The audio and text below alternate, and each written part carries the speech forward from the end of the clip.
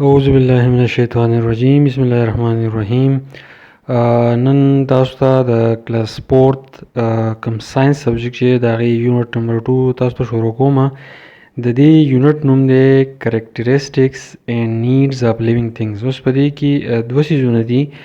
یو دی کریکټریسټکس یعنی کم ژوندي څیزونه چې دي د هغې خصوصیات څه دي، اینډ نیډز او بیا د هغې ضروریات څه دي. نو په دې چپټر کې به موږ دا وایو چې الله پاک کم ژوندي څیزونه پیدا کړلي، نو د هغې ژوندو څیزونو خصوصیات څه دي او د هغې نه علاوه بیا د دوی ضروریات چې دي هغه څه دي. نو دا موضوع تاسو ته په تفصیل باندې وایم. نو ماشومانو غوږونو ته کولاو کوئ او واورئ. نو اوس په دې کې دا خبره ده چې بیسیک نیډز اف لیوینګ تھنګز، کم ژوندي څیزونه چې دي نو د دوی بنیادي ضروریات څه دي. بیسیک بنیادي ته وایي او نیډ ضروریات. نو living things like animals and plants require the following materials to survive. کم ژوندي څیزونه چې دي هغه کم چې ځناور دي او کم چې بوټي دي، نو د ځناورو او د بوټو د ژوندي پاتې کېدو لپاره د دوی د جسم لپاره د یو څو څیزونو ضرورت دی. هغه څیزونه کم کم دي نو هغه به نن موږ په تفصیل باندې وایو. نو ماشومان تاسو ته پته ده چې زموږ اولنی ضرورت چې دی هغه دی خوراک. نو خوراک ته چې دی موږ په انګلیش کې فوډ وایو. نو ستاسو د ساینس په کتاب کې په یونټ نمبر 2 کې دا لیکلي چې plants can prepare their food but animals can not. څونه بوټي چې الله پاک پیدا کړلي نو ټول بوټي چې دي هغه خپل خوراک په خپله باندې تیاروي. که په تفصیل له ولاړ شم نو خپل خوراک داسې تیاروي چې دا د ځمکې نه اوبه واخلي او د لپاسه هوا نه چې دی کاربن ډای اکساید واخلي او د هغې سره سره د نور رڼا چې دی دا جذب کړي د شنو پاڼو په ذریعه. نو دا درې واړه څیزونه میلاو شي او په بدل کې موږ له اکسیجن راکړي او خوراک راکړي. نو بوټي چې دي هغه په دې طریقه باندې خپل خوراک تیاروي. خو ځناور چې دي هغه خپل خوراک نشي تیارولی. ځناور چې دی تیار خوراک اخلي د بوټو نه. نو بیا پکې دا دي چې therefore human beings and animals need different kinds and quantities of foods. کم انسانان چې دي او کم ځناور چې دي نو دوی له مختلف قسمه او په مختلف مقدار باندې خوراک پکار دی. یعنی په دې تصویر کې تاسو یې کې په دې کې غوښه ده، مهی دی او دالونه دي، سبزي ده او په دې کې فروټس دي. نو دا ټول څیزونه چې دي موږ له دې ضرورت دی. موږ له دا نه دي پکار چې موږ یو څیز چې دی که فرض کړه موږ شوپړو ته ونښلو موږ صرف شوپړ خورو،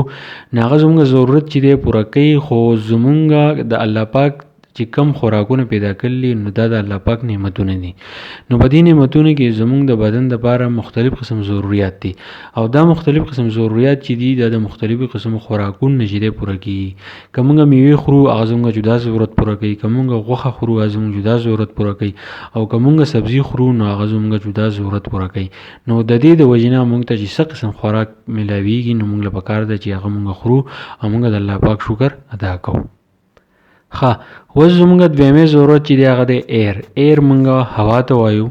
نو ایر از پریزنٹ آل اراؤنډ ارث. هوا چې دا نو دا د ځمکې نه پوره ځمکه چې دا د دې نه چاپېره موجوده ده. ایر از پریزنٹ، هوا موجوده ده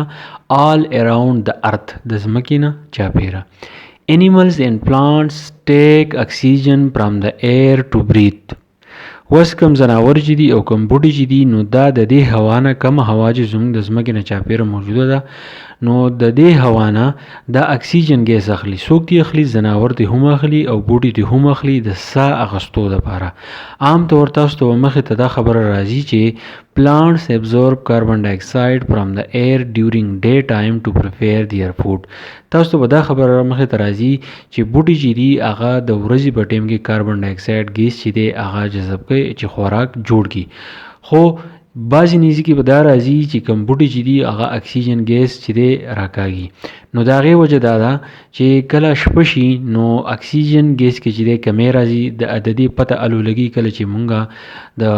بوټي لاندې سملو یا مونږ د ونې لاندې سملو نو اکثر چې دی مونږ د ساه بندېږي. د هغې وجه دا چې په دې وخت کې بعضې بوټي داسې دي چې هغه د شپې په ټایم کې اکسیجن ګیس راکاږي. نو اکسیجن ګیس چې کله راکاږي نو هغه هم د دوی ضرورت چې دی پوره کوي. خو زیاتره اکسیجن ګیس الو ضرورت دي چې کله جرمینیشن کېږي. جرمینیشن مونږ دې ته وایو چې کله مونږ یو نوی تخم چې دی هغه مونږ په ځمکه کې کېږدو، هغې له اوبه ورکړو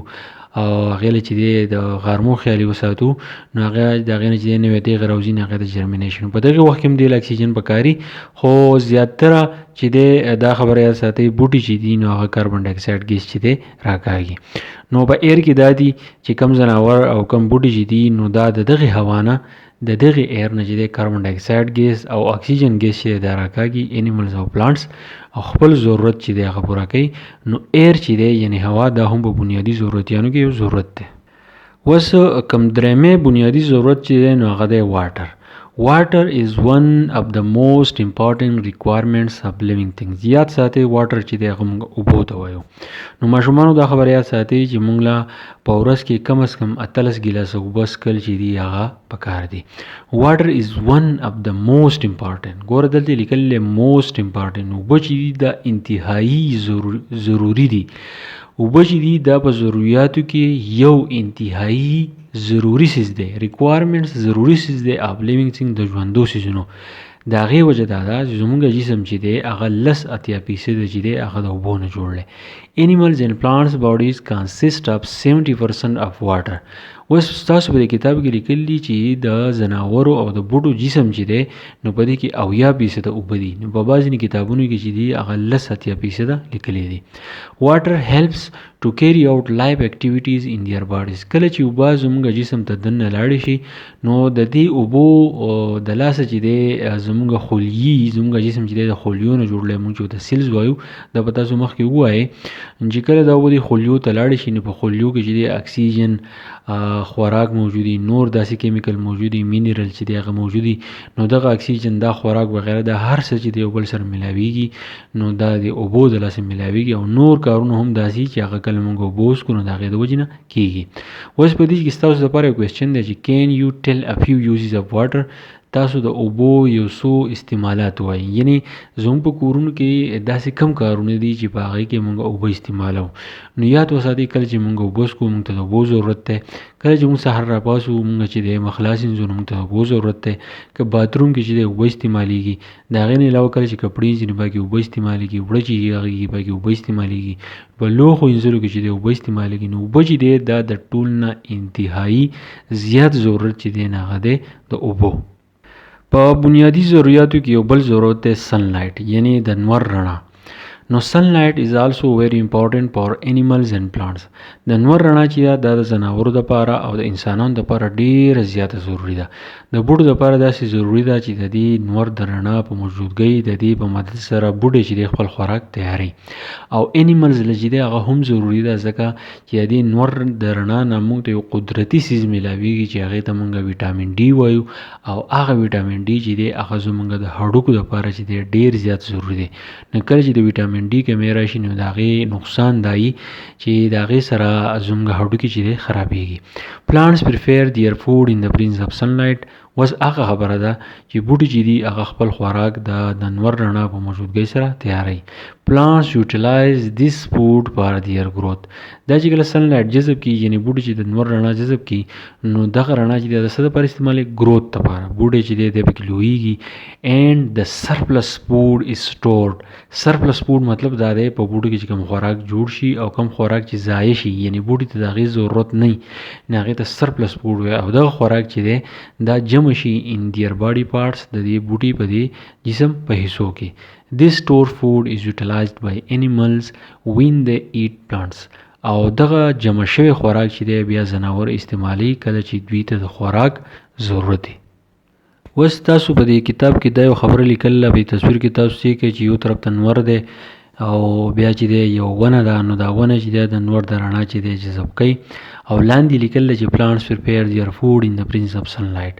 د دې نور رڼا په موجودګۍ کې دا ونه چې دی د خپل خوراک تیاری بیا تاسو لیکل ډو یو نو تاسو ته پته ده ان قرآن الله سیز وی په قرآن مجید کې الله پاک وی and we give life to everything from water او مونږه هر یو څیز له د اوبو نه ورکو یا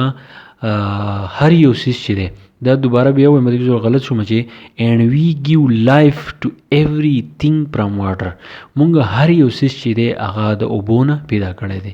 نو د دې د آیات چې دی د سورې انبیا نه اخیستی شوی دی آیات نمبر 30 دی په قرآن مجید کې دی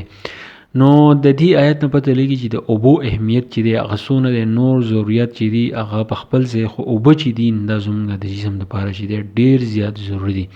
نو ماشومانو بناني سبق کې تاسو د انسان لپاره، د ځناور لپاره او د بوټي لپاره چې کوم بنیادي ضرورت دي نو د هغې په سلسله کې تاسو په تفصیل باندې ما تاسو پوه کړئ. د دې یونټ باقي حصه چې دا هغه به انشاءالله په بله ویډیو کې اپلوډ کړم. خپل خیال ساتئ. د بلې ویډیو سره بیا میلاو شو. د الله په امان.